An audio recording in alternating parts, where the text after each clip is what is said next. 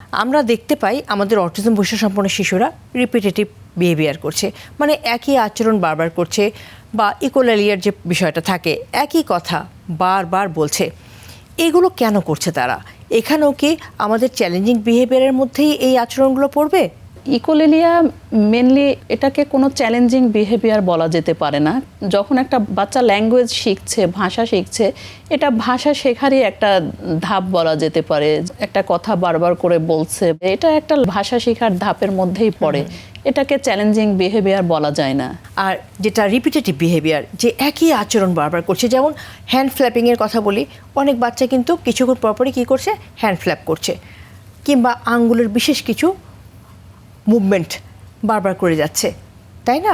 এগুলো কি চ্যালেঞ্জিং বিহেভিয়ারের মধ্যে পড়ে? সাধারণত আচরণগত সমস্যা যেটা আমরা বলছি অটিজম বৈশিষ্ট্য সম্পন্ন শিশুদের মধ্যে, এই ধরনের আচরণগুলোকেও আচরণগত সমস্যা বলা যেতে পারে। এগুলো সাধারণত বলে সেলফ স্টিমুলেটিং আচরণ। এগুলো সাধারণত আচরণের ক্রাইটেরিয়ার মধ্যে আমরা চ্যালেঞ্জিং এর থেকে বরঞ্চ অড বিহেভিয়ার বলতে পারি, যেটা হয়তো নর্মাল বাচ্চারা করছে না, সাধারণ শিশুরা করছে না, অটিজম বৈশিষ্ট্য সম্পন্ন শিশুরা করছে। এসব ক্ষেত্রে আসলে বাবা মা বা অভিভাবকদের কোন ভুলগুলো একদমই করা উচিত না?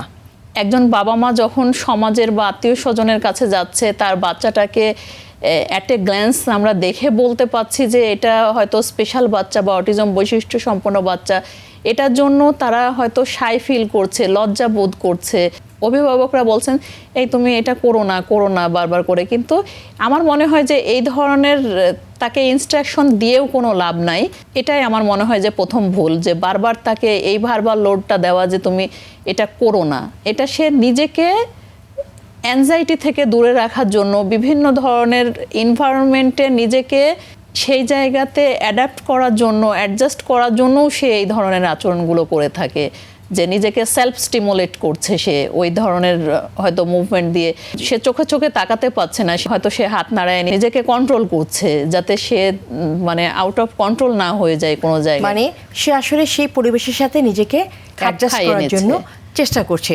আর সেক্ষেত্রে দর্শক, আমাদের কখনই উচিত হবে না বাচ্চার আচরণের পেছনের কারণটা না জেনে তাকে কোনো কিছু করতে নিষেধ করা বা তাকে বারবার মানা করা, তাই তো আপা? জি, জি, আপনাকে অসংখ্য ধন্যবাদ।